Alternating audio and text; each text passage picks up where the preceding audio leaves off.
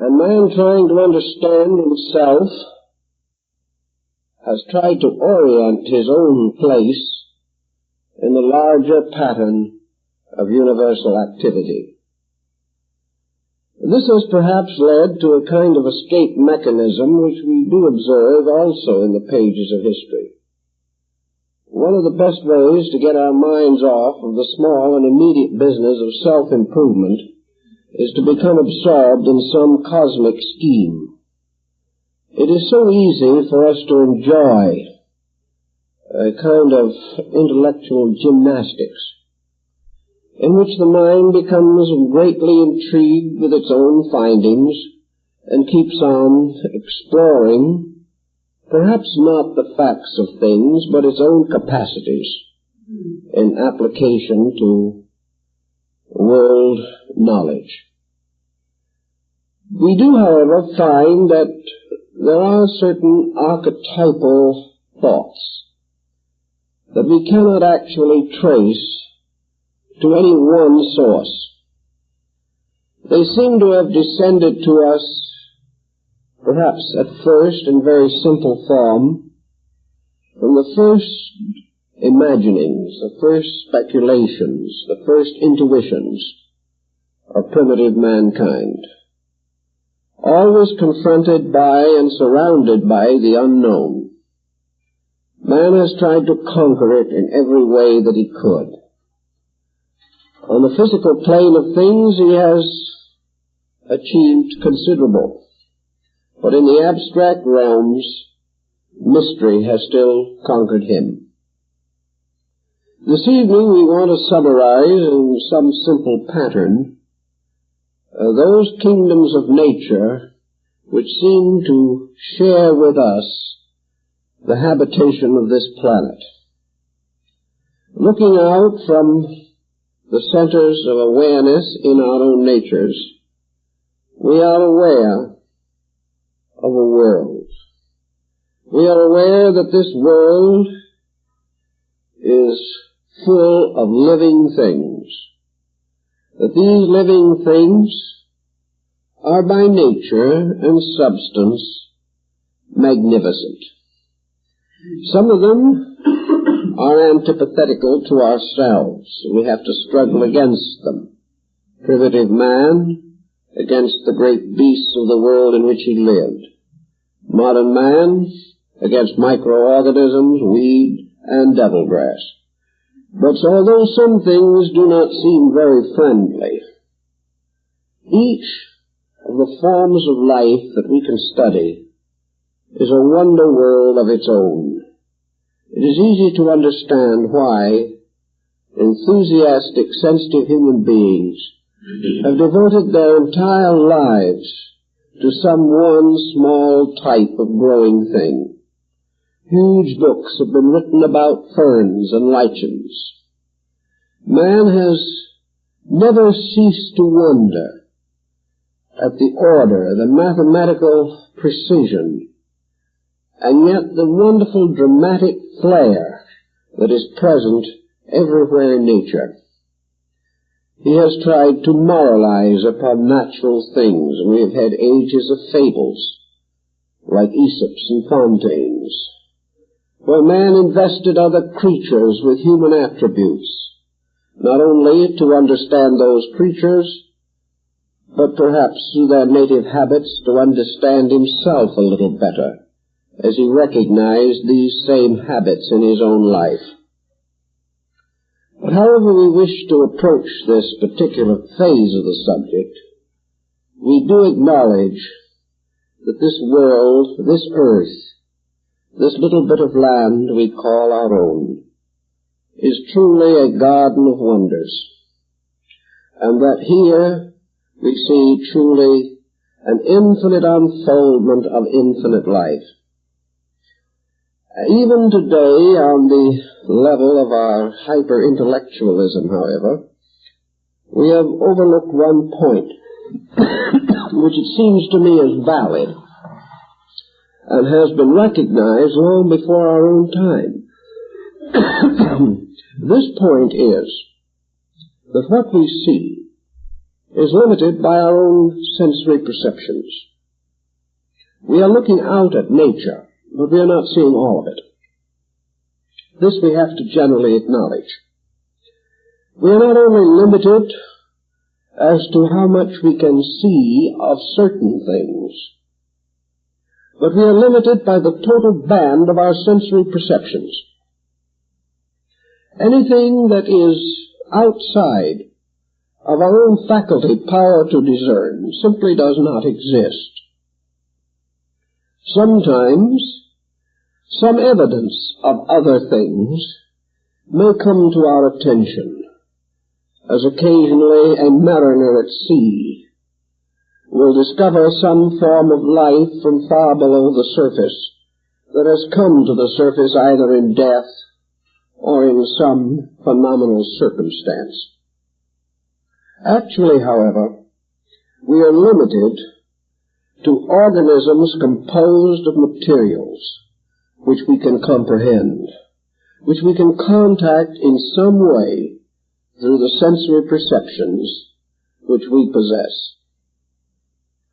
Another point that I think is rather valid and important is that when we are trying to understand our own sensory functions and reach the extremities or the boundaries of our sensory faculties, we seem to come not to a blur, but to a hard line of demarcation. It would seem as though some kind of a wall exists beyond our sensory contacts. Things do not seem to drift on into the invisible. They seem to have sharp boundaries, and we pass from that which we can see very clearly, almost immediately, to that which we cannot see at all. There is no twilight zone here of things partly within our sensory perceptions and partly outside. This is true at both ends of this gamut of perceptive power. At the lower end, we pass down into the mineral kingdoms, and perhaps a wee bit further, and then suddenly we are in the midst of the invisible. As we ascend, we go through the estate of man, the highest creature that we are able to actually cognize. And immediately beyond man again is the unknown. We are not able to see the trailing robes of some superior order. They remain invisible. Man, however, has developed certain extra faculties, and under some special conditions, these seem to reveal a little more than our ordinary perceptions would include. But what these extrasensory perceptions seem to mostly do is to reveal a little more about the things which we already see. Perhaps, for example, we can observe the magnetic fields of bodies. We have already seen the bodies. We see just a little more of the energies which maintain them, energies which we have long assumed to exist, because even from the beginning there were these persons with extrasensory faculties which gave record or reported these things. They were not always believed in their own time, but the tradition lingers, and as we come to a more adequate knowledge in our present day, we are confirming far more of antiquity than we are disproving. But we are in a world in which, for practical purposes, we see about us four essential kingdoms, and the Paracelsians and the Greeks, some of the Asiatic peoples, related these kingdoms to the elements, and gave us the general arrangement that there are apparent to us in this world four ascending orders of organic structural life. The lowest of these, we sometimes question whether it is organic or not. But at least it is visible. It is an integration. It is a compound. And from this compound, we can gain certain insight because we can see it. We can touch it. We can know it by such faculties as we possess. Therefore, the lowest of our kingdoms is the mineral. And above the mineral is the plant. Above the plant, the animal. And above the animal, man. We make this differentiation not without certain arbitrary consistency. There is certainly a clear distinction between minerals and plants. There are, however, forms of life that seem to act as bridges between these, such as the lichen, where we seem to see growing minerals. And the Paracelsians tell us that all the elements in the earth are growing minerals, but their growth is so slow that we are unable to notice it. But this growth is responsible for the vein-like structures of minerals in the earth. Between the plant and the animal, there is also a fairly clear line of obvious demarcation. The animal has additional faculties, powers, sensitivities, which we are not able to see in plants. Yet again, there are plants that seem to be developing nervous systems and organisms. We know, for instance, the flycatcher plant, which not only moves, but lives upon animal or insect food. We also realize that there are other forms of plants, like the sensitive plant, capable of motion.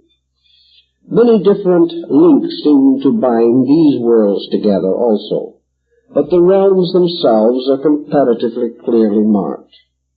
Then between animal and man, there seems to be a greater kinship, and still a clear line of demarcation. Some would like to assume that man is but a highly cultivated anthropoid. If they so wish to assume, I guess there's nothing we can do about it. But there seems to be some doubt about this. That actually there is a difference, perhaps more in quality than in appearance, more in psyche than in material structure. But certainly there is a clear distinction between animal and man. And in the animal world in general, we group together other orders of life, as insects and birds and fishes. We group them together, considering most of them as in some way related to the animal kingdom. Then we place over this kingdom man. We might want to say that he is part of the animal world because he is a mammal. We might want to say that he is merely a beast on his hind legs, and some certainly seem to support this point of view. But all in all, man seems to be a creature peculiarly possessed or obsessed by a kind of mental force, a mental principle. Man is certainly the only animal that actually measures the duration of its own life. Man is the only animal probably that kills for pleasure. Man is the only animal that can worry about the future or regret the past. Man is the only animal also that has to be educated because its natural instincts have failed. Thus man seems to have a uniqueness about him, and some people like to assume that the simian is a kind of link between the animal and the man, even as the various lichens are links between the mineral and the vegetable kingdoms. So we finally come to this point where man seems to stand upon the apex of this way of life. We don't see anything beyond man, and even if we think we're going to have a visitor from Mars, he turns out to look very much like us. So that with the exception of certain possible overtones, we see very little beyond the human state. Visibly, our faculties seem to go no further. We are not able to actually see a form of life superior to man, except in the large, abstract, astronomical sense, in which we can see suns and planets and luminaries, which perhaps in many ways belong to a race of giants in the sky. But man has become the boundary of our faculties, because it is only with our own humanity that we judge, and we can judge only our own humanity or those degrees or steps which led directly to it, which we call the other kingdoms of nature. But when we study man, we have to move now into another dimension, because that which makes man man and separates him from the beast is not visible. We cannot reach our understanding of this part of the problem simply by following the old patterns of natural history. We have to look for something else. And it has gradually come to our realization that man must be approached as a mental pattern. That it is by his mind that we are able to discover what we can know about him. Certainly, we can understand his body by dissection. We can understand many of his physical propensities by reference to other kingdoms. But the man himself is a different kind of being. As soon as we begin to explore this a little further, we make an interesting discovery that all human beings are not alike. Now, in this we are not referring to racial differentiations. We are referring to a kind of psychological difference. And our classical philosopher friends of long ago found it convenient finally to divide humanity itself into three orders, different levels or grades or subdivisions within man himself. The precedence for this is also to be found in other kingdoms of nature. There is more than one level of mineral life, more than one level of vegetable life, and certainly more than one level of animal life. We know that these differences exist in visible structure. Now we are forced to examine them in psychological structure. And in this search into the nature of man, we divide him inevitably into three types of humanity. We can say that one of these types is the human man. Another type is the animal man. And the third type is the spiritual or divine man. These all look alike, perhaps some differences, noticeable in organic quality or structure. And these differences may also be marked upon the lineaments of the face. We find that different levels of consciousness seem to shine out. But this shine is itself a rather psychological situation about which we are not too sure in terms of physical facts. But we do recognize these three types of human beings. We find one type of human being that lives and dies essentially on a level of animal existence. And what is animal existence in this case? It is a condition perfectly right and proper to animals, but not right and proper to the best in man. Such animal man, if we can so differentiate him, is therefore one in whom the animal propensities predominate and dominate the life. The animal man is the individual who lives for the gratification of appetite. The animal man is the person who lives fully for the fulfillment of creature comforts. The animal man is also the hunter. He is the prowler. He is the creature ever struggling to live. We like to think of man as having human attributes of a kind. When man becomes obviously cruel, we tie him to the cruelty of lower kingdoms. Now, these kingdoms may not actually be cruel, but to us they are. We see the cat playing with the mouse. And to us this is cruelty. And when we see a human being playing with the life or soul or consciousness of another human being, we call this cruelty. So we observe that there is the animal man, whose expressions, motivations, and attitudes and efforts are limited almost entirely to the level of appetites. Then we distinguish the human man. The human man is the one who is making a reasonably adequate use of the essential faculties of his own humanity. In other words, the animal man is the man of appetite, the human man is the man of thoughtfulness. Thoughtfulness does not necessarily mean great scholarliness. Thoughtfulness is simply the use of the mind for the normal purpose of regulating the life into a constructive pattern. The human man uses his thoughts to ensure the protection of his loved ones, the securities of his own values. He uses his faculties as constructively as he knows how. He has certain aspirations, certain convictions. He is above the corruption of his own code. He will not do those things which cause him to degrade his own humanity. The third kind of man is the divine man. This was the hero of the ancient Greeks and of other Nordic peoples.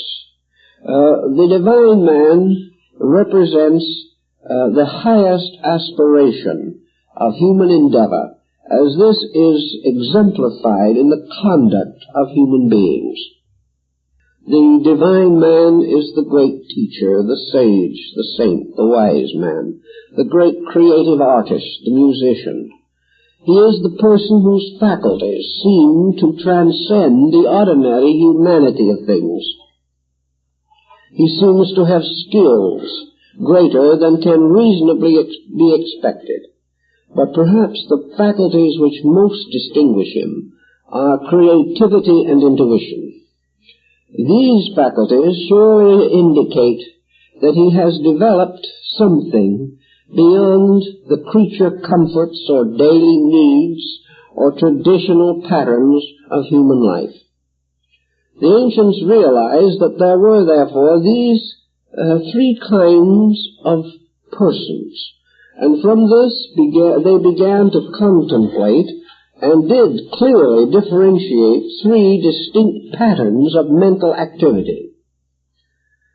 These patterns of mental activity ascended until finally they reached their highest expression in what we might term the God-man, or the God-man concept.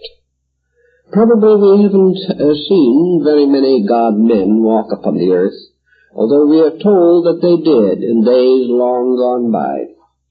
But we do sense that genius, that specialization, that the infinite wisdom and compassion and insight of man can be hypothetically assumed to reach a final state of excellence, in which all that is possible for man to accomplish in his humanity is accomplished by him. We then say, what lies beyond this? We have carried man to the highest point we know. We have already discovered that the thing that makes him man is no longer visible. So we begin to wonder what might lie beyond him. Are there other orders of life that can truly be said to have existence? Are there more kingdoms? And in mysticism and in the sacred scriptures of most peoples, the implications of other kingdoms are rather clearly noted. We hear, for example, of angelic beings, invisible, but evidently assumed to exist somewhere in the mysterious depths of intangible space. Then we proceed to the archangelic hosts, a still higher, more exalted order of life, referred to by St. Paul. We then can go on to other orders, still more exalted, thrones, dominions, principalities, seraphim, all types of mysterious names for something that transcends our sensory perception. The philosophers came to the very simple solution that what we see of the kingdoms of nature are the visible rungs of a ladder, and that these rungs continue to ascend behind the clouds which obscure our sensory perception, and that all these rungs or levels together represent a great theater of evolutionary process, that just as surely as we can trace growth from the least to the most of visible things, so this growth goes on and on into higher orders that we do not have the faculty to perceive. The philosophic thought about this is rather clear if we wish to rationalize it, namely that what we do see cannot exist without the presence of other things we do not see. The visible cannot be suspended in a vacuum. The visible is obviously a part of something. It is as though we saw the trunk of a tree, but we cannot see the branches or the roots. Yet the trunk of the tree requires that the root be there, whether we know it or not. And the trunk of the tree also implies that the branches will also be there above, although we cannot see them. For without the root and the branch, the trunk of the tree has no purpose for its own existence. This type of thinking was used in ancient times. Now, an interesting parallel speculation relating to this is to go to the lower end of our ladder and try to determine, if we can, what lies beneath the mineral levels. The moment we begin to think in terms of this, our physical perceptions and our mathematical skills begin to break up matter into invisible units which finally become units of energy.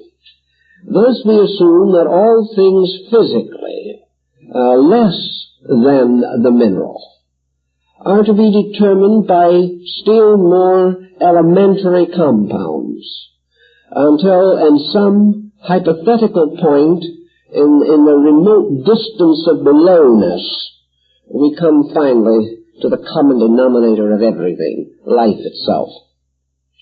So the physicist and the physical thinker is simply prepared to allow that the mystery of growth extends downward into forms that we cannot fully or truly see, or which we can recognize only as parts of higher organisms, until at last nothing remains but a mathematical formula which can be diagrammed but which cannot directly be contemplated in its substance or its reality by any faculty that we possess, even with the aid of the most powerful microscopes and other scientific instruments.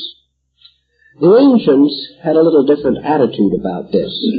They contemplated the possibility that these lower kingdoms actually were also orders of entities, that they represented kingdoms of growing things, of which the mineral was a summit for them, just as man is a summit for the visible patterns of evolution.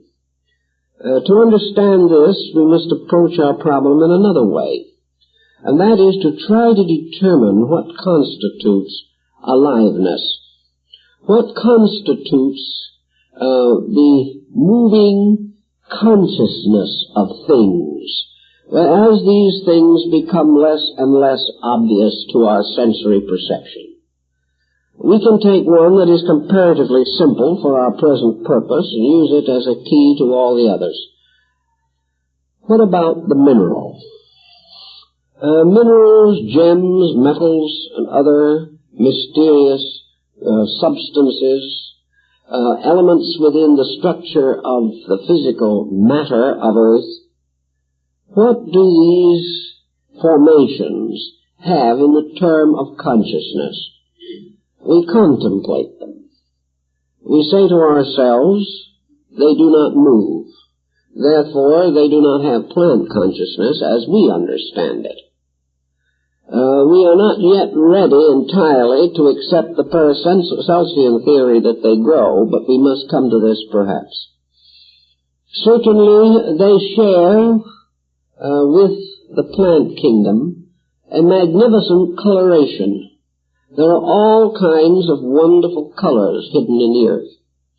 They also have some kind of participation in the great geometry of existence. For many of them, particularly crystals, in their fission show regular mathematical progressions of forms. These same minerals do not have voice. They do not have digestive systems. They do not have any of the general faculties that we know of animals. We sense no emotion and no passion in them. So we go on and we say also they are lacking the human faculties. We have no proof that minerals can think. We have no actual proof, however, of very much of anything about minerals, except their forms and their colors, and such organizations of them as we may make in mineralogy for our own satisfaction.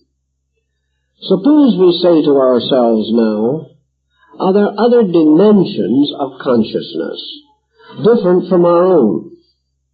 Man growing up through these kingdoms has been objectifying certain consciousness faculties. He has gradually built an instrument capable of maintaining human consciousness. Suppose we say to ourselves, where was this consciousness before these bodies were built? Did consciousness, as the material scientist would like to suggest, simply result from growth? And if consciousness resulted from growth, what directed growth? We must either assume that there is some law or pattern superior to growth, or else growth itself becomes pretty much of an impossibility. What is the nature of this growing something that bursts through all of the kingdoms of nature? What is this life that is struggling upward by this great evolutionary process? What is this power that is building ever nobler mansions for its soul? This is a good question, but not a popular one at the moment. For even after all this time, these ages of thought and speculation, we have no valid answer that can be accepted by the scientifically trained person. He will not accept reason no matter how reasonable it may be. But he may have to someday, because there is no other approach to this problem unless man can break through the barriers of faculty limitation which he now possesses.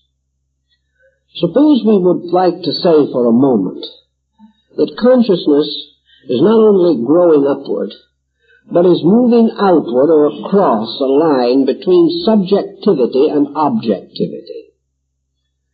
That consciousness itself, in the process of moving into embodiment, moves from a certain place to a certain place, and that in this motion, consciousness itself passes through changes or modifications.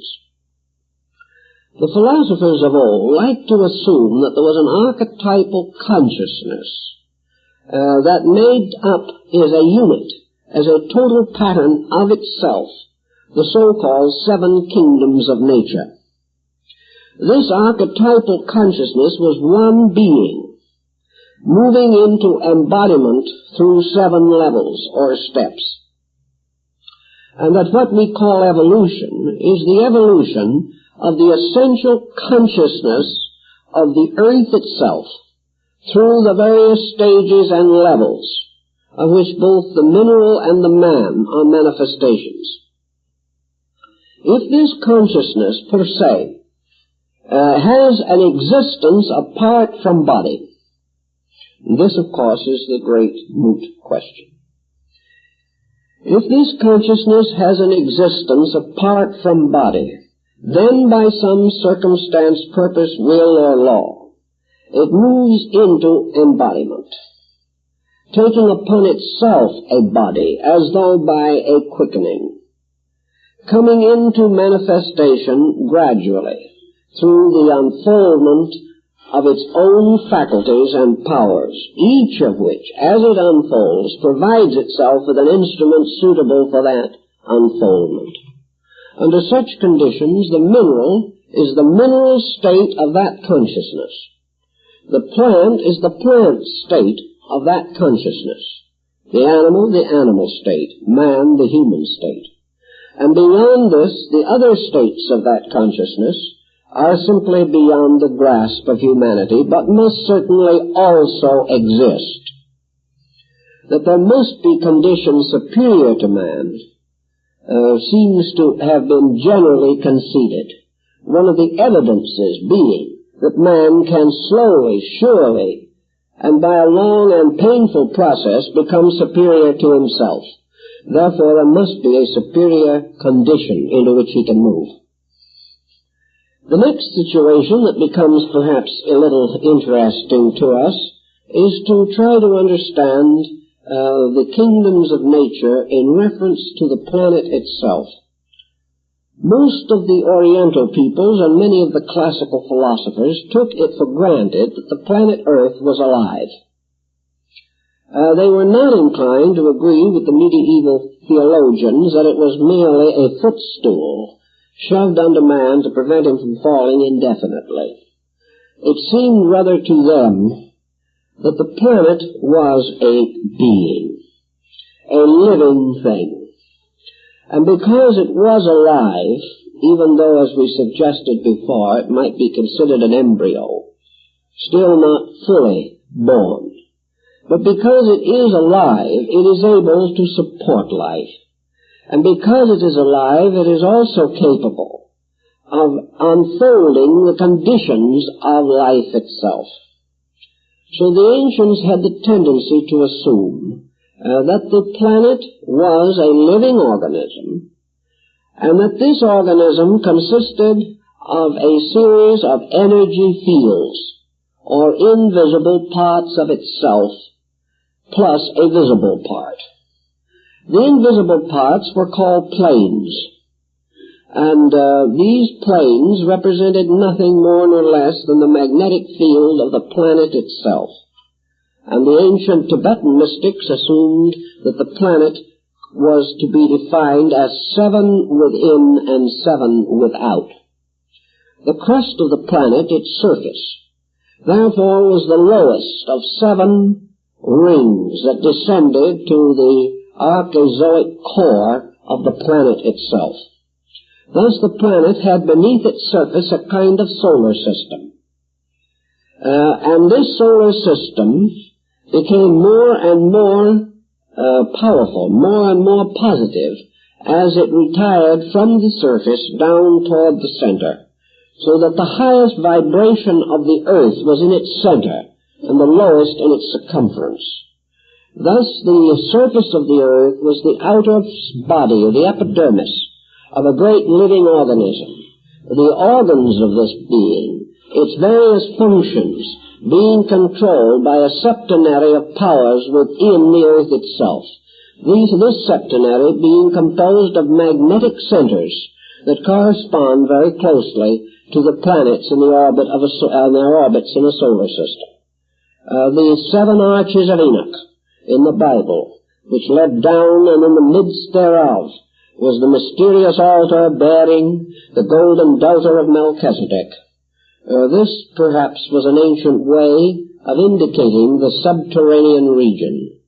The initiation rites of ancient people were mostly given under the earth in caverns, and these caverns were often arranged like the Saptapana cave in India, where Buddha is said to have initiated his disciples. These subterranean regions, therefore, represented the inner structure or life of the planetary lord. And in the mysterious core of this planetary structure was seated, as in the heart, the final power of the planetary logos. From the surface of the earth outward, there was another manifestation, the radiant auric field, which emanated from the surface of the earth, from the planetary power within. This radiating field had its lowest level where it joined the earth's surface and its most exalted region in the circumference or outer area. And this magnetic field or aura was also stratified and had symbolic colors assigned to it, but not the colors that we can see with our eyes. So just as the human body has its own magnetic centers within and its auric field enveloping it, so the planet was similarly constructed. The ancients further then declared that the involutionary process consisted of the descent of organized life germs, the peculiar seed carried by the planetary power in the formation of its own planet, that these seeds, falling gradually through the magnetic field outside of the earth, finally descended to the earth itself. At the same time, from the core within the earth, another process was also moving. The earth was constantly producing from within itself the ascending orders of bodies. The earth was providing from its outer magnetic field a descending order of lives. And these lives were soon to ultimately become embodied. And the meetings of these lives and their bodies became very, very important. In the course of incarnating these seed lives, created first these etheric or energy spindles, as they are referred to even now in cell fission. The mineral, for example, contained the lowest form body, and was associated, therefore, by the least amount of vehicle contact with the entity that was to ensoul it. Thus it was that the original mineral magnetic energy moved upward, producing a series of bodies. The mineral gradually assumed the power of the plant. The plant assumed the propensities of the animal, and the animal gradually evolved into the form of man. At the same time that this procedure was taking place, entities themselves seeking embodiment were descending into union with these forms and creating bridges between themselves and these forms when the form was not strong enough or evolved enough to permit a full manifestation of the being. This is supposed in ancient times to be the secret of man, because man is the lowest form of body in which there can be a true or complete union of an incarnating power with its body. Man, therefore, is the lowest of the creations of the solar system in which its own spiritual germ can be incarnated. In all lower kingdoms, this germ must remain in the magnetic body fields of these creatures. It cannot enter into the body itself. The body is not able to maintain it. Therefore, in the lower kingdoms, the consciousness works upon the body. But in man, which is the lowest kingdom to be ensouled, the consciousness at quickening enters into the body and works through it. Now, this presents us with a rather interesting pattern, where it begins to give us a suspicion that other kingdoms of nature are not without consciousness, but that consciousness is not tied to body, as it is in the case of man. Man is the creature who has to consciously recapitulate the mineral, plant, animal, and early human stages in the process of building his own body. He must recapitulate the age patterns of these kingdoms in the processes of his own growth. Now, if you will consider for a moment and go back to the Ptolemaic system of the solar system, you will realize that in the old geocentric system, the sun occupied the fourth orbit, the fourth from above and below of the 7 different orbits of the ancient planetary system. The sun, therefore, became peculiarly identified with man. The luminous or the light power of the self-conscious being. The sun had to do with conscious intellect, the luminosity of self-knowing, and it was placed in the fourth division of the solar system, where Pythagoras in his monochord, or great musical structure, placed the fret which formed the octave. Therefore, the octave became the symbol of the higher and lower halves of the string, and in man, the octave represents his own self-consciousness, in which the higher and lower halves of the string of his own vibratory energy meet by means of the fret of individualized mind. The Pythagoreans had quite a little to say and to think about this particular problem. One thing we do not know, and probably we will not know for some time with general certainty, although there may be a few who have intuited it in themselves, and that is, what is the consciousness of these living things, while this consciousness is not involved in body. Can we say, for example, that the mineral has a conscious existence apart from body? I think we must assume that it does. We must also assume that the plant does. And we might also assume, if we so wished, that the consciousness of these lower kingdoms at this time may be greater than our own.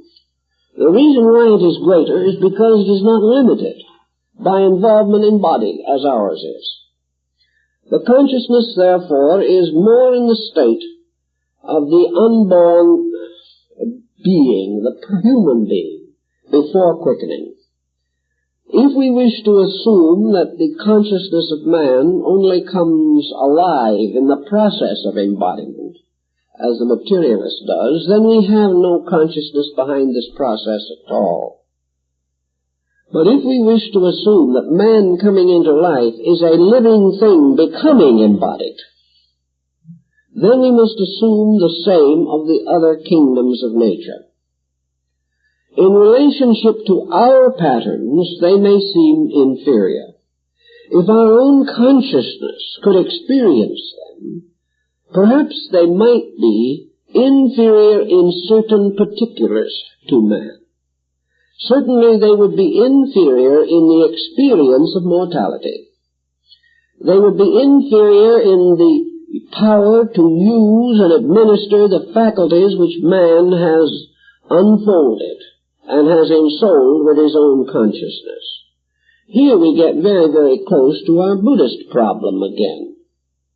Namely, what is the state of consciousness for a creature that is not involved at all in any form of matter?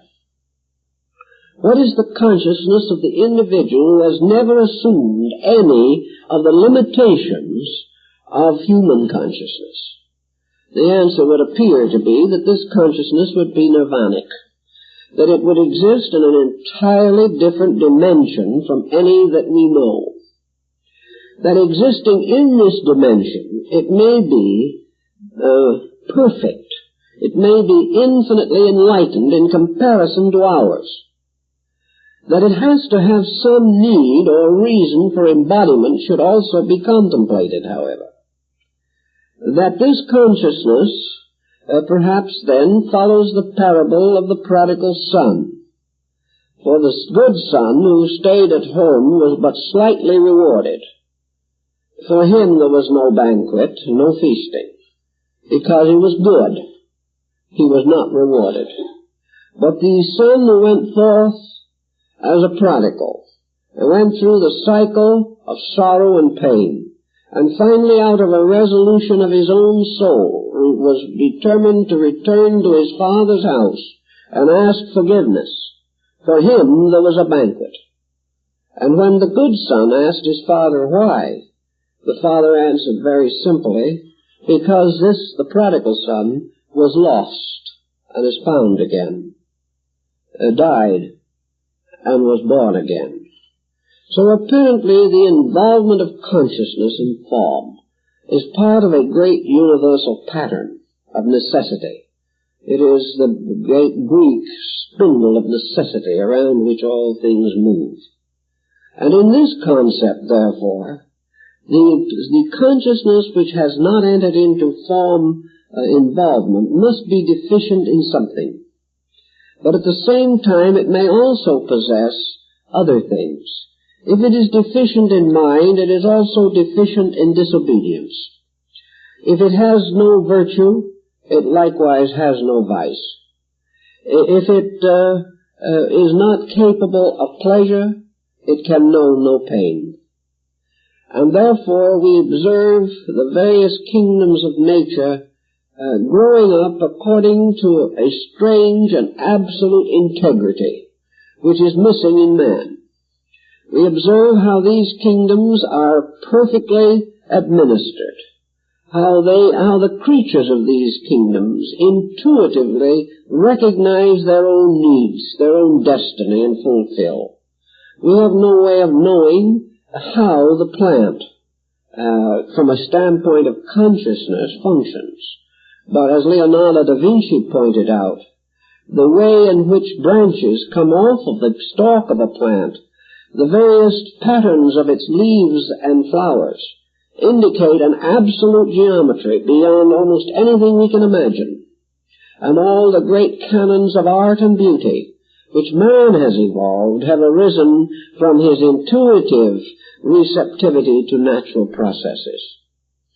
So we cannot say that the plant, which fulfills its destiny with infinite certainty, can be unconscious. We do know that it may possess a small measure of objective consciousness, that the objective reaction is beginning, and that the real abiding inner consciousness of the plant is moving toward involvement or embodiment, and is sensitively and intuitively and magnetically connected with the body of the plant, so that it may administer it and govern it and take care of it. Now there is a theory or belief about these things that the consciousness of the various groups of the lower kingdoms has not been individualized. In other words, that one of the reasons for the peculiar uniformity which we observe in nature, a uniformity which, however, has a delightful expression in diversity, that this uniformity, this infallible relationship between its consciousness and its form, is simply due to the fact that the power of consciousness behind it is not individualized. The Paracelsians and other medieval Christian mystics believed in the group spirit theory. They held that individualization only takes place when a certain degree of an unfoldment has been achieved, and that man is also the lowest species in which individualization of consciousness has been attained. Thus, these other forms of life are under the control and direction of collective intelligences. Some of these group spirits and similar things undoubtedly were associated with the old concept of the elementals, or nature spirits. For nature spirits were believed in the old legendary and lore to be industriously engaged in various natural occupations. If you read the ancient legends of the Nibelungen, the little dwarfs that lived in the earth, or if you have read the rather gentle and gracious story of Undine, you realize something of the old legendary. Namely, that the elementals were concerned largely with the directing, controlling, and administering of the destinies of non-individualized life. That these elementals, for instance, the gnomes in the earth, had in some mysterious way control over the growth of minerals. And in the Key of Solomon and other magical and Kabbalistic writings, those who sought for lost treasures in the ground must first win the confidence and respect of the gnomes. For the gnomes can hide these treasures, just as the leprechaun in Irish folklore, if he is properly controlled by man, can lead him to the mysterious pot of gold at the end of the rainbow. But these nature spirits were recognized as being in some way necessary.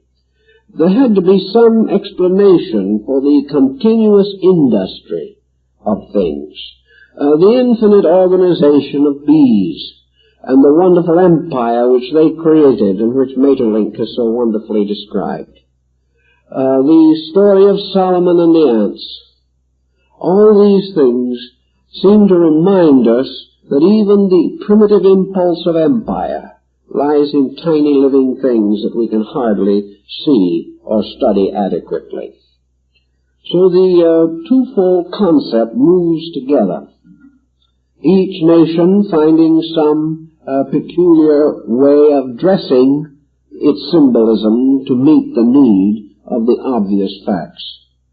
It was, however, generally assumed that there were controlling powers, that the consciousness tied up with the various levels of bodies had a certain intuitive knowledge of these bodies, but that its consciousness remained awake in itself rather than in its body.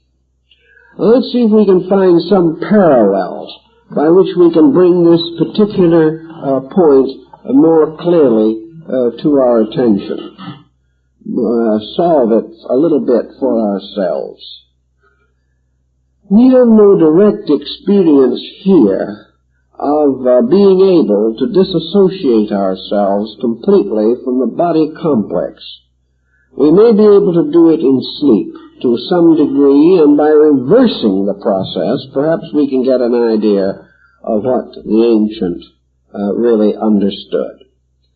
Suppose we say, therefore, that the consciousness of, say, a mineral has a kind of sleepness about it. That this consciousness may have a full awareness in its own region, but that it has a dream relationship with this instrument which it is building.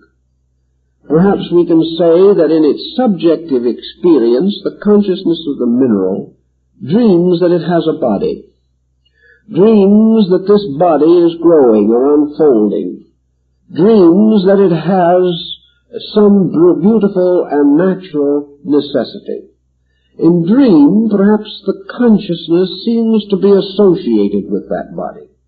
Perhaps it can dream itself into believing that it is a mineral. But because it does not have the instrument strongly enough to enter into it, it has only a dreamlike realization of what is happening to that instrument.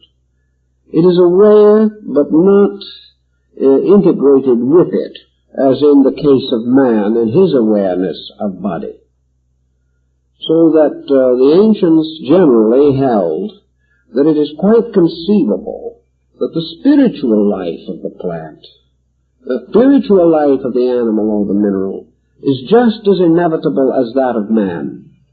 That the immortality of the animal is as certain as that of man. But the processes by means of which this growth is accomplished, these processes are more advanced in man than in the other kingdoms of nature. This perhaps is why the Buddhists referred to the animals as their little brothers. And St. Francis, with the same insight, had the same reaction to the birds and to all the creatures around him. He sensed a comradeship, a unity of life that transcended the differences of appearance.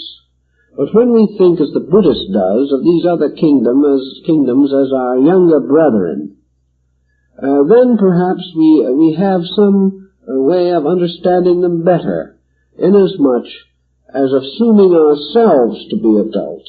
These kingdoms are life passing through infancy, childhood, and adolescence before they reach our level, with the mineral as infancy, the plant as childhood, the animal as adolescence. When we do a little study on this situation, we also can then say to ourselves, what else is locked within this earth evolutionary pattern? What more is there to the story than we can even see or sense with our faculties? Are there going to be other kingdoms launched at proper time out of the subjective of the planetary consciousness itself? In all probabilities there are, for the simple reason that the consciousness is infinitely seed-producing. Everything is seed life in various stages of the unfoldment of itself. Now, if we go into Buddhism, for example, we can create our 7 kingdoms in a rather interesting way by this problem of assuming the complete chain, Homer's golden chain, which binds all life together.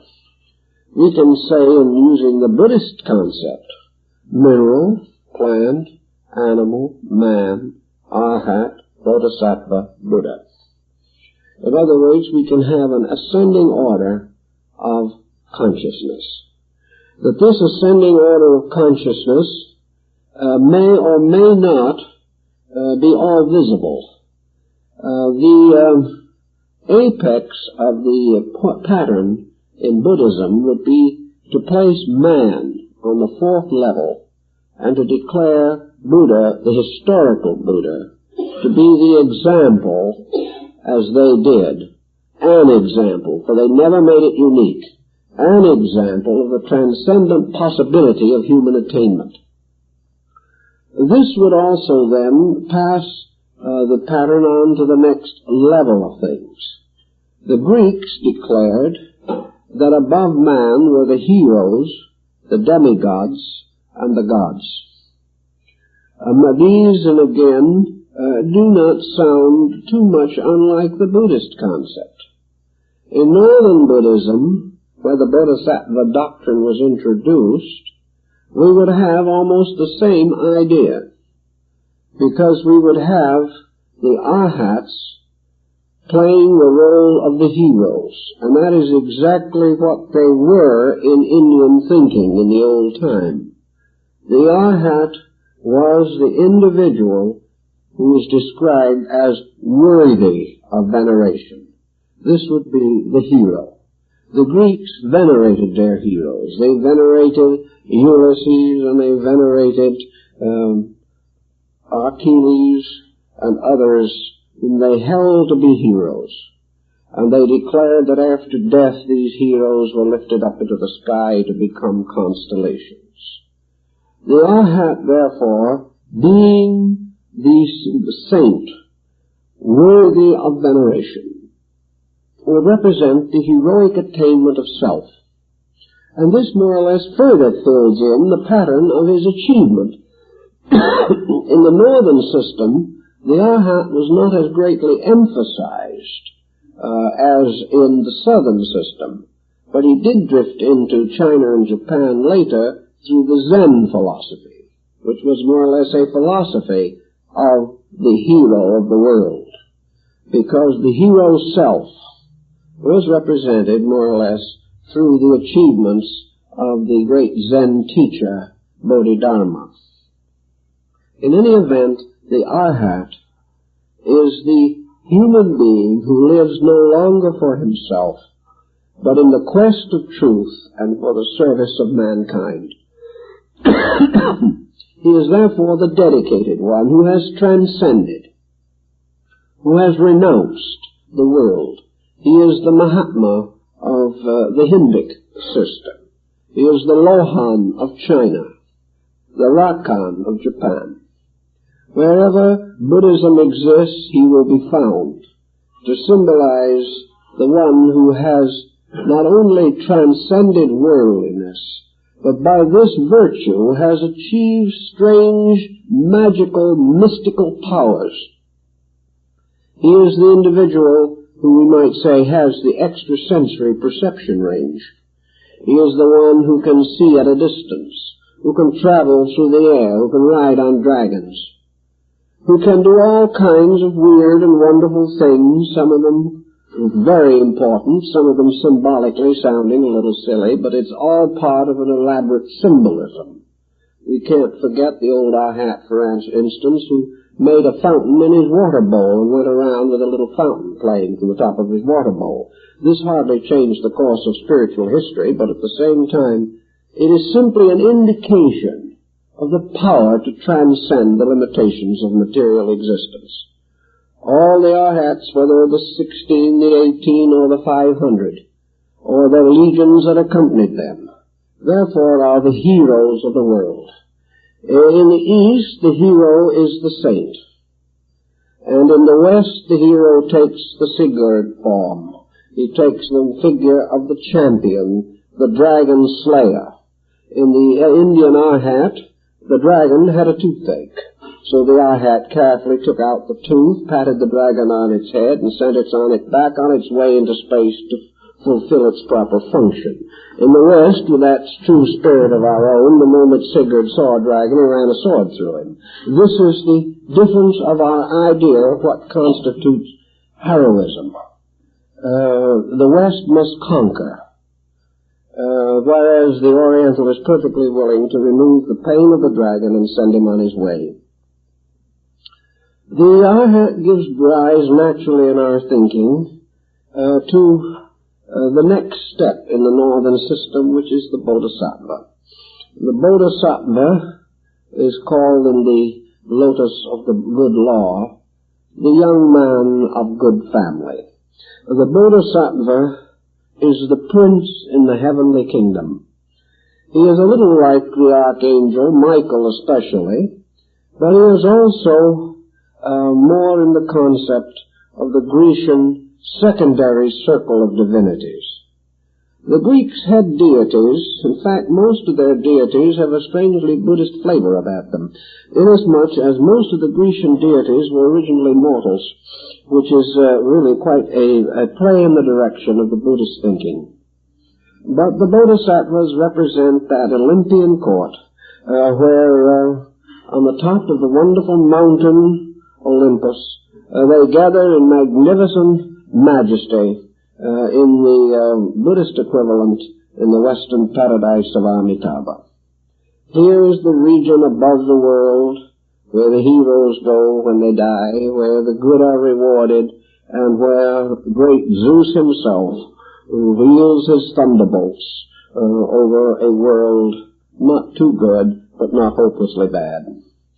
The Bodhisattvas, therefore, are the beings, the demigods and neo-gods that have forms, that seem to have radiant natures and beings. In the East, particularly Japan and China, they are rather more chaste than the Grecian immortals, because they are devoted entirely to the great obligation that they cannot find rest for themselves until all living things have attained the enlightenment. But this is not quite as different from other systems as you may think, because actually it is the burden also of the Odinic rites of the Gothic countries. Odin, or the Teutonic Wotan, the old deity with the long beard and one eye and the grey cloak and the great spear with the runes of the law upon its shaft. He went down to the depths of Mimir's well to ask the secret of his own soul. Odin knew that a strange destiny was leading him and all the other gods toward that inevitable battlefield of Ragnarok where good and evil perish together. Odin was not a god in the true sense of the word. He was the patriarch. He was the one who managed the world, but was himself subject to a power beyond the world, a power which he could not fathom, a power which he perished from because he never was able to grasp its mystery. So the bodhisattvas are not too different. They remind us, Kannan particularly, in her various aspects, reminds us of Brunhild, the mind maiden of Odin. All these legends twine together, but out of them comes the concept of another order of beings above the Arhats, the luminous beings in their Sambhoga bodies. These beings that are never really here, but like the archangels, may even be listed among the saints. They are not regarded as imaginary, although we have never been able to find historical foundation for them. Well, they could be an order of life beyond anything we know. Those beings that Socrates said lived along the shores of the air. And finally, upon their mysterious eternal thrones, in endless meditation, are the Buddhas, the supreme mysterious powers of the All-Fathers, the eternal meditations which bring forth all things. These may also have their parallels and their equivalents in this pattern of the earth, for in the Mahayana system, each of the planets, the Logos of the Greeks, becomes the Buddha of the northern system. Each of the planets is really an embodied Buddha in eternal meditation. From this meditation springs out the whole phenomena of existence, resting as thought in the mind of the meditating sage. His dreams bring forth all the orders of life, and as he awakens from sleep they retire into himself, and he alone remains. This system fits very much more closely than we realize into the Western and Grecian theory. There are certain minor adjustments to be made, but the whole picture of the kingdoms will not prove to be essentially different. And of course, in the Buddhist way of life, there being nothing inanimate, there being nothing that does not belong to life itself, we can understand why they bury broken needles with a Buddhist mass, where even flowers have their inalienable rights to exist, where animals are regarded as merely the younger brothers of man, and where the invisible bodhisattvas are only elder brothers. In their system, life is bound together by a brotherhood in manifestation and an identity in cause. All things that come into the world in any kingdom of nature come into the realm of suffering.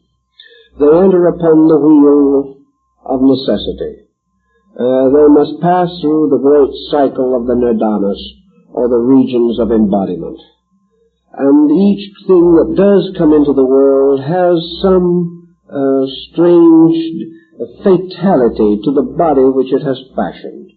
Even minerals and gems are formed by the agony of the earth. Everything in some mysterious way arises from struggle, from pain, and from combustion. Plants pass through the same great cycle.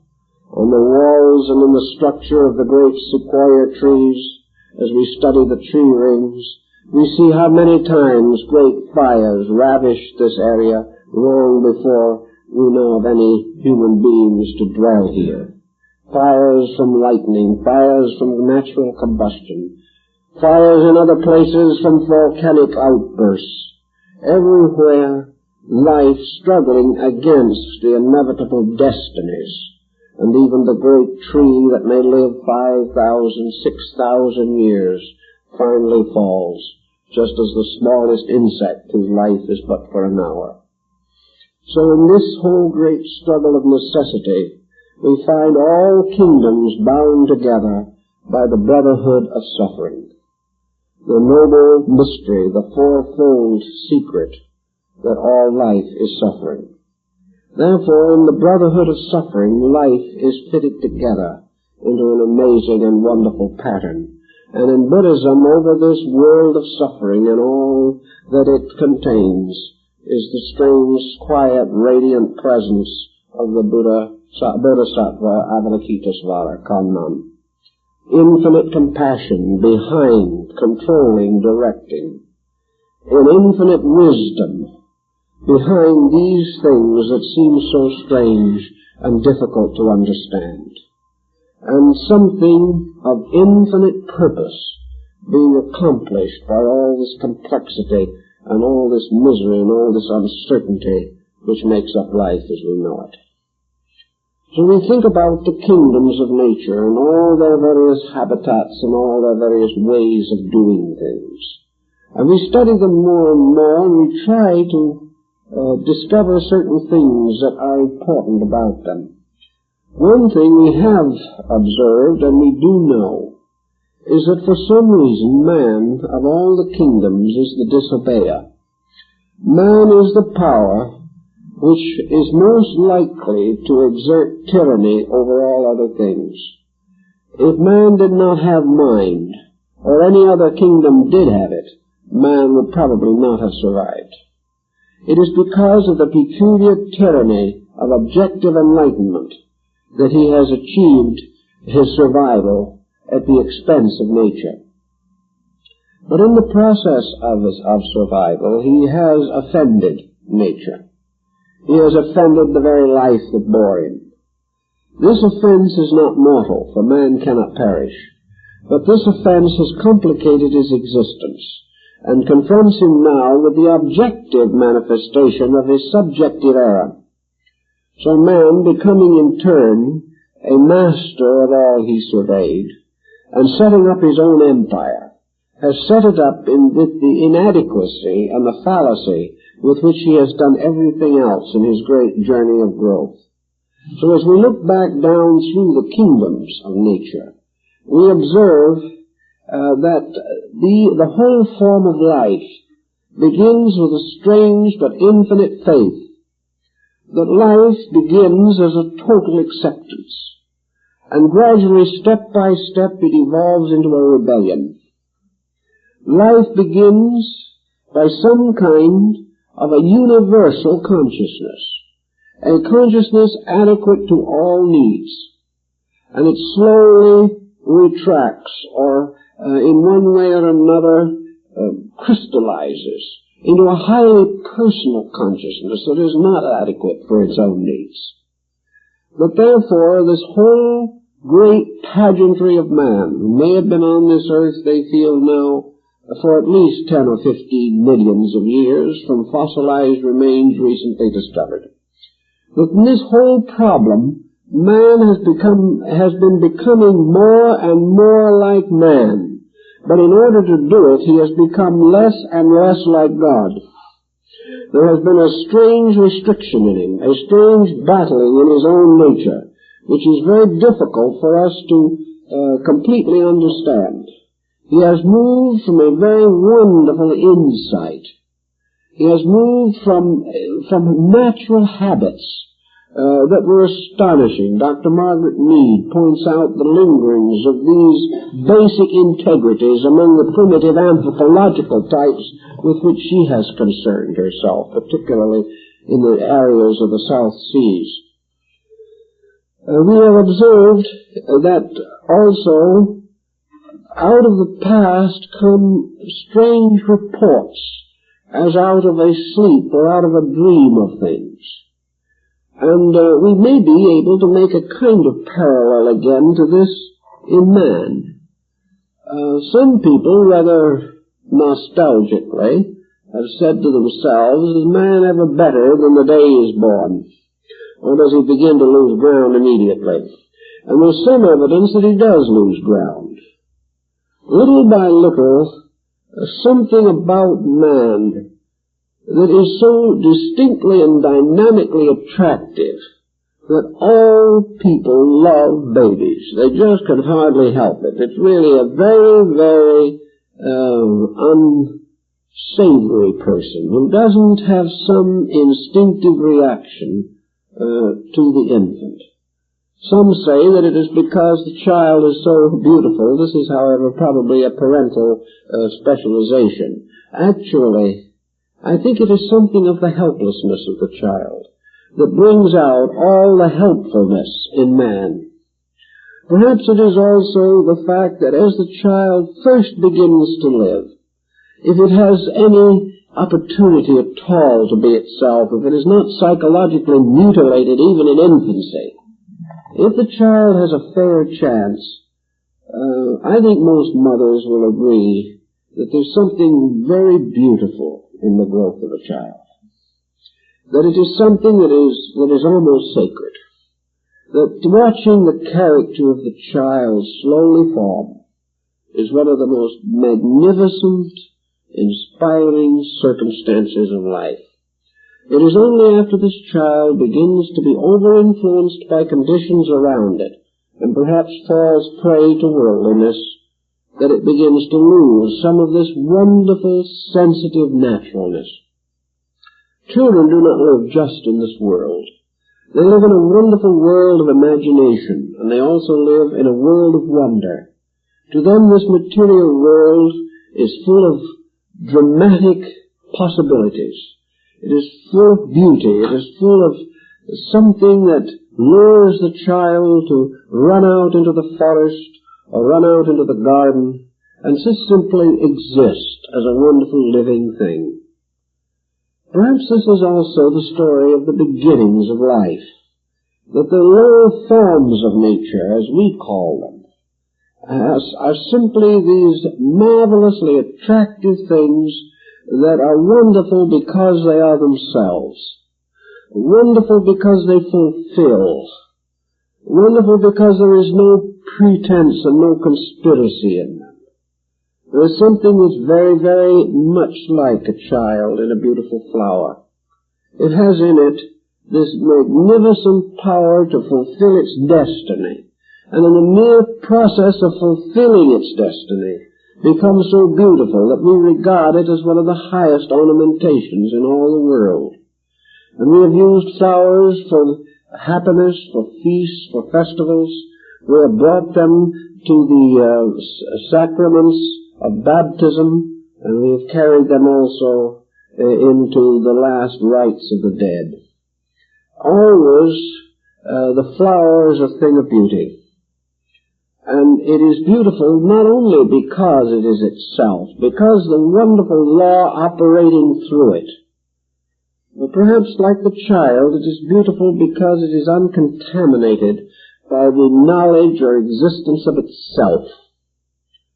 Solomon declared that the king of Israel in all his glory was not arrayed like a lily of the field. That there is something beyond all the ostentation of man in the simple growth of a blade of grass. The Zen monk realizes this. Those wonderful gardens in the temples of the Zenshu and the Tendai and the Hongonji in Japan, these beautiful gardens are really little nurseries of living things. Here blades of grass play with little fishes in a pool. There's something of the wonderful paradise of that which is not corrupted. And naturally speaking, this is true throughout the animal kingdom. There are some exceptions. But where even these exceptions exist, we still find the young, even of the animal, to be almost irresistible. As it gets older, it gets too strong and powerful for us. But as a tiny thing, it is still part of this eternal helplessness of life. So out of all of this and a long pattern of things, we seem to see the world sort of growing sad and tired as mind grows up in man. We see something that is very beautiful lost. And as we watch the development of nuclear fission, we wonder if this universe might have been happier if evolution had ended with a daisy. I'm not so certain that such would not have been the case. But obviously that was not the purpose. We had to go on. We had to go on to outgrow innocence and come to virtue, but there is a very long, difficult path along the way. Sometime we must go on beyond this, and little by little regain as great objective power this tremendous subjective power of simplicity, of lack of ostentation, lack of artificiality. The mind that slowly woke up in this world must in a sense go to sleep again in truth. But as it does so, according to both Eastern and Western thinkers, the childish gradually evolves into the childlike. That which accepted because it did not know finally becomes that which makes the supreme acceptance because it does know. So evolution was well represented perhaps by the Egyptians as a serpent with a tail in its mouth. It is a thing that ends where its beginning was. And yet in this great cycle of growth, something has been added. And this something seems to be the voluntary decision to accept truth. The plant, the animal, the mineral, even man at his present state, is really unable to make this tremendous voluntary dedication. Man has been given a power to choose, and it is this choice, apparently, that must lead him on to the next level of his own growth in space. The door that leads beyond humanity to one of the other orders of life seems to be guarded, and only those that make the great choice of integrity can go beyond man. These other kingdoms grew because of the power of protecting life guiding them. Choice is indwelling life, leading man from within its own depths to the next step of his own existence. And we can simply point out that these kingdoms of nature have always had very interesting symbolical meanings. We study all the esoteric systems of antiquity, and we can pause for just a moment to consider alchemy, which has a great power in this thing. All your planets, which represent the orbits or levels of psychic development, are involved in the alchemical speculation. The alchemical speculation deals with a recapitulation of the power of growth through the four kingdoms. In other words, it begins with the mineral. And in the retort, the mineral passes to the plant. The plant becomes an animal. The animal becomes a man. And man is transformed into a mysterious crystal being called the homunculus. And this crystal being, of course, is the adept or ahat self. But the alchemical process, as described, shows the entire evolution of energy. An evolution arising constantly within the mysterious retort or alembic of the Earth's atmosphere. All this procedure takes place within the auric field of the planet. And this auric field finally produces within itself the unfolding powers of, we might almost say, planetary deities. Apparently, the end of the evolutionary cycle is that 7 vital centers within the planetary power, by this process of evolution, by this growing up and releasing themselves through the powers of the 7 kingdoms, this wave of specialized life ultimately obtains identity in consciousness with the planet which formed it or carried it or sustained it through its evolutionary process. When these waves of evolution become identical with planetary centers. Then, according to the Eastern system, when the time comes and the planet itself goes into rest or sleep between days of manifestation, the planet having achieved this degree of growth as a total being, the 7 powers, 7 rays, 7 suns of the planet, having unfolded themselves and returned to identity with it, the planet then becomes a sun. It becomes a luminous center. For this evolutionary process causes a great store of psychic energy to be added to the core of a planet. When this is accomplished, then the planet becomes a sun. When this happens, then these 7 sons of the earth, representing the 7 orders of life evolving here, become the planets of the next order of life, and reveal their races, their orders, their species, and their types through the release of the seed lives within themselves.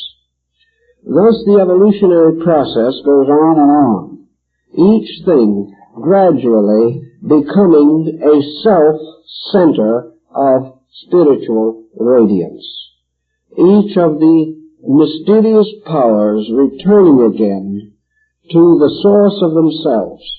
But when they return, reinforced by their cycle through the different layers and natures of the planetary power, they return rich with energy, rich with power, and returning into the sort of nirvanic suspension of the planet, they transform this core from a planet to a sun. They have sustained or supported this energy, which has become increased through its revelation through the orders of life.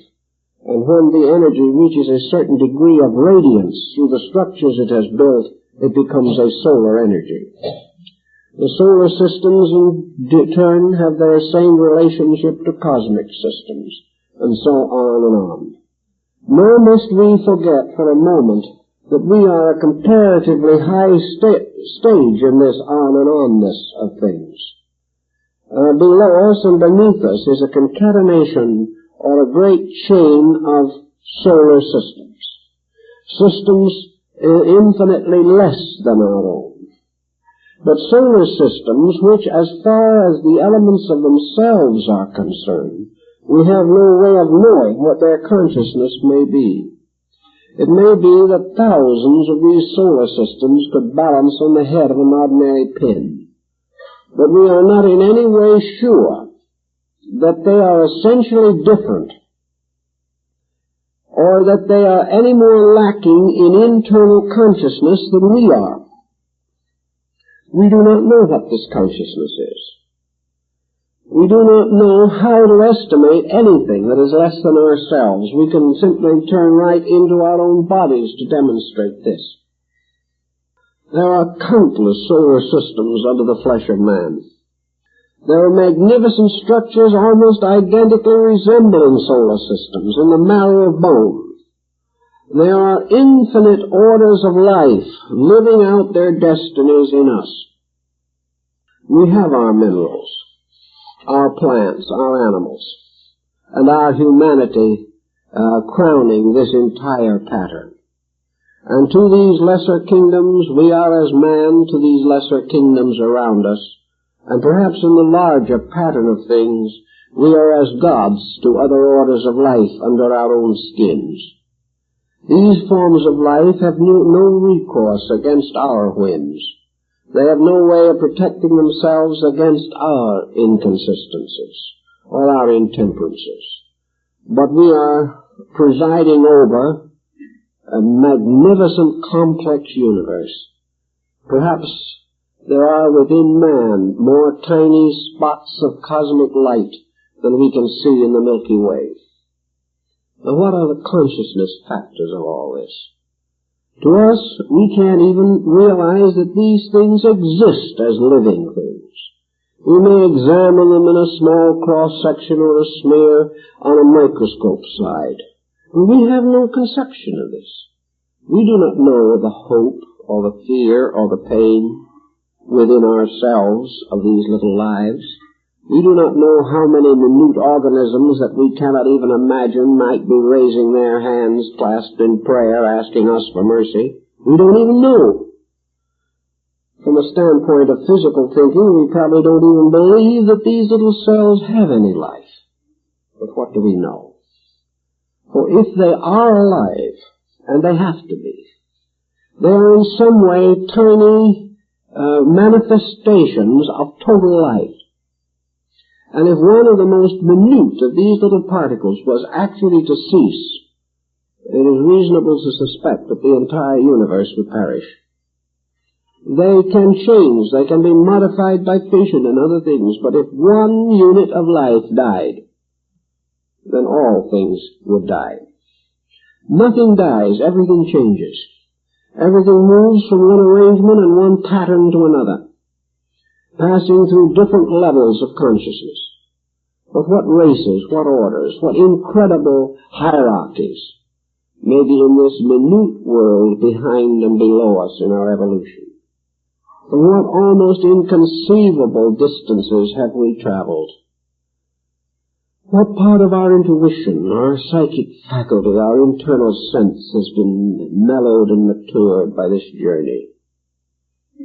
If we have come an infinite distance to even reach what we are now, what infinite distance must we still travel? Where is the beginning and the end of this great program of growth?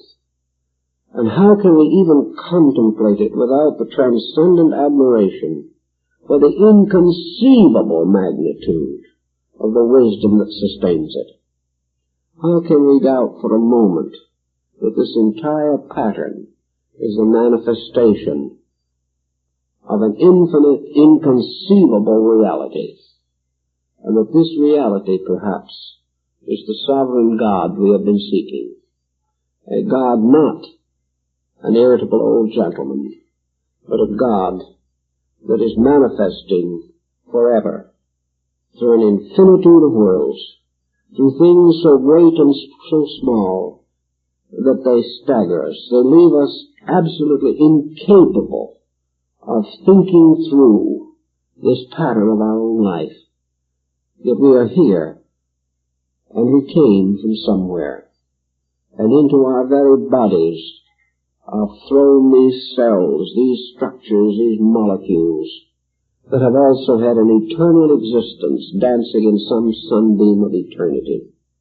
We are fashioned out of a gathering of infinite life itself. We are moving with that life. We are gradually striving to understand it. We are also looking for that time when in perfect insight we can give ourselves back again to the infinite wisdom of that life. It is all a very interesting and wonderful and dramatic story. And while we may not be able to remember all the parts, and probably there's no reason why we should, still perhaps it will give us just a little more of a fourth-dimensional, qualitative look at things, which can be important, can be useful in our daily living. Well, I guess that's all for tonight, folks.